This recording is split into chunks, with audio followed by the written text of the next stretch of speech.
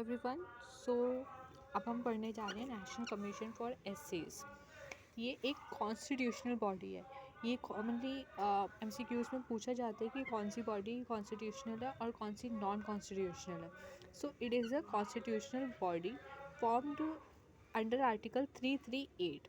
Some of the other non constitutional bodies, ये commonly पूछा जाता है बहुत सारे एंट्रेंसेस में कि कौन सी कॉन्स्टिट्यूशनल बॉडीज़ है और कौन सी नॉन कॉन्स्टिट्यूशनल बॉडीज़ है। तो यहाँ पे कुछ एग्जांपल्स दिए हुए हैं इन्होंने जो नॉन कॉन्स्टिट्यूशनल बॉडीज़ के एग्जांपल हैं। ठीक है, तो सबसे पहला है national commission for women which was formed in 1992।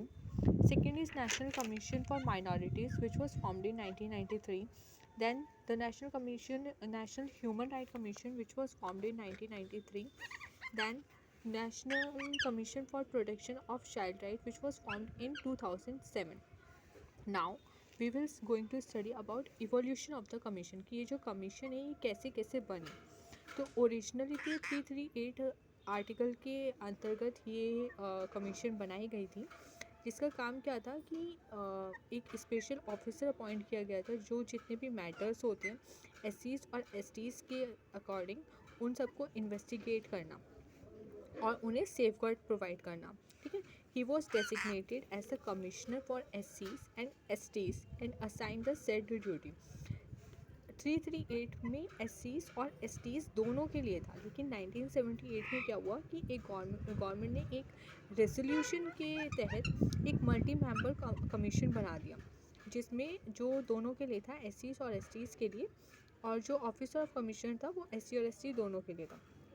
1987 में क्या हुआ कि जो गवर्नमेंट है उसने फंक्शंस मॉडिफाई कर दिए और रीनेम कर दिया इस कमीशन का नेशनल कमीशन फॉर एससीज and STs. Later 65th constitutional amendment act 1990, 65th constitutional amendment के अकॉर्डिंग इन्होंने कुछ चेंजेस किए। और क्या चेंजेस किए कि इसको सिंगल मेंबर, अभी हमने ऊपर पढ़ा था ना कि यहाँ पे सिंगल मेंबर जो था वो सिंगल मेंबर कमिश्नर था, लेकिन इसके अकॉर्डिंग यहाँ पे इसको मल्टी मेंबर नेशनल कमीशन बना दिया एससीज और एसटीज़ के लिए। इस कॉन्स्टिट्यूशनल बॉडी ने क्या किया, रिप्लेस कर दिया कमिश्नर फॉर एससीज and STs as well as the commissioner setup under the resolution of 1987। Okay, next हम आते हैं कि 89th कॉन्स्टिट्यूशनल अमेंडमेंट एक्ट के अकॉर्डिंग क्या हुआ, इन्होंने बाइफर्केट कर दिया। अभी तक ये जो था ये एससी और एसटी दोनों के लिए था, लेकिन 89th में इसको बाइफर्केट कर दिया 2003 में। जो एससी के लिए अलग कमीशन बन गई और एसटीज़ के लिए अलग कमीशन बन गई। ओके, तो जो नेशनल कमीशन फॉर एससी थी वो थी 338, और जो नेशनल कमीशन फॉर एसटी थी वो बन गई 338A क्लॉज ए। ओके, उसके बाद जो नेशनल कमीशन फॉर एससी थी वो 2004 में फॉर्म हुई है, जबकि जो बाइफर्केशन था वो 2003 में हो चुका है, लेकिन फॉर्म हमारी कब हुई है, 2004 में। उसमें इसके जो मेंबर्स हैं वो कौन कौन है, वो चेयरपर्सन है, वाइस चेयरपर्सन है और 3 अलग मेंबर्स हैं। ये अपॉइंट किए जाते हैं प्रेसिडेंट के द्वारा, और इनका जो भी सर्विस की कंडीशन है या फिर जितना भी टेन्योर है वो सब सिर्फ और सिर्फ प्रेसिडेंट डिसाइड करते हैं। जैसे कि हमारा इलेक्शन कमीशन और यूपीएससी में था कि उनका जो टेन्योर होता है वो 6 ईयर्स का तक का होता है या फिर 65 ईयर्स ऑफ एज तक का होता है, लेकिन यहाँ पे जो है वो डिसाइड सिर्फ और सिर्फ प्रेसिडेंट करेगा। यहाँ पे ना तो हमें 6 ईयर्स बोला है, ना ही हमें कुछ एज उन्होंने डिफाइन करी है। अब हम देखते हैं कि इस कमीशन के फंक्शंस क्या क्या हैं। तो इस कमीशन के फंक्शन है कि इन्वेस्टिगेट करना, मॉनिटर करना कि जो भी लीगल सेफगार्ड्स हैं वो हम प्रोवाइड करा सकें एससीज़ को। ओके, नेक्स्ट है कि इंक्वायर करना जो भी उनकी स्पेसिफिक कंप्लेंट्स हैं और फिर इन्हें सेफगार्ड करना। नेक्स्ट है कि इनका सोशियो इकोनॉमिक डेवलपमेंट कराना कि कोई हमें स्कीम लानी है या फिर हमें कुछ प्रोग्राम लॉन्च करने हैं तो वो हम सब कर सकें। नेक्स्ट है कि ये जो रिपोर्ट है ये प्रेसिडेंट को एनुअली प्रेजेंट करते हैं, और जब इन्हें लगता है इस कमिश्नर को कि हमें इस रिपोर्ट को प्रेसिडेंट को देनी चाहिए तो वो तब भी दे सकते हैं, लेकिन एनुअली तो देनी ही है। ओके, उसके बाद है कि जो रिकमेंडेशंस हैं वो यूनियन को एक्सेप्ट करनी है, और अगर वो नहीं एक्सेप्ट करती हैं तो उन्हें रीज़न देना होगा कि वो क्यों एक्सेप्ट नहीं कर रहे हैं।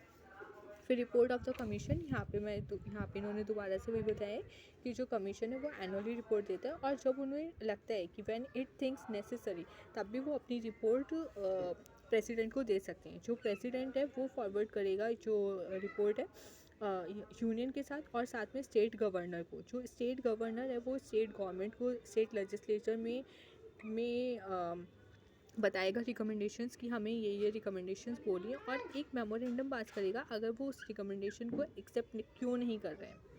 देन हम आते हैं कि पावर्स क्या हैं। पावर्स क्या हैं, वो एक सिविल कोर्ट की तरह है कि वो किसी को भी सम्मन कर सकते हैं, किसी को भी एविडेंस रिसीव करने के लिए बोल सकते हैं, किसी को भी बोल सकते हैं कि वो डॉक्यूमेंट प्रोड्यूस करें, समन्स प्रोवाइड करा सकते हैं। और जितने भी एक सिविल कोर्ट के पास पावर्स होती है वो सेम पावर होती है इस कमीशन के पास। फिर जो सेंट्रल गवर्नमेंट और जो स्टेट गवर्नमेंट है are required to consult the commission on all major policy. जितनी भी मेजर पॉलिसीज़ हैं उसके लिए जो सेंट्रल गवर्नमेंट या फिर जो हमारी स्टेट गवर्नमेंट है वो नेशनल कमिश्नर को से कंसल्ट करेगी। और ये जो कमीशन है वो एससीज़ के अलावा एंग्लो इंडियन कम्युनिटी को भी प्रोटेक्शन प्रोवाइड करती है, उनके वेलफेयर के लिए स्टेप्स लेती है, उनको सेफ गार्ड प्रोवाइड कराती है। और ये जो रिस्पॉन्सिबिलिटी है एंग्लो इंडियन के लिए, ये कॉन्स्टिट्यूशन ने ही दी है। नेक्स्ट हम आते हैं कि ये जो कमीशन है टिल 2018 ये सेम कमीशन ओबीसीज़ के लिए भी रिफर कर रही थी, लेकिन 102nd अमेंडमेंट एक्ट ऑफ 2018 के बाद से national commission for backward classes अलग से फॉर्म हो गई है। Okay, thank you.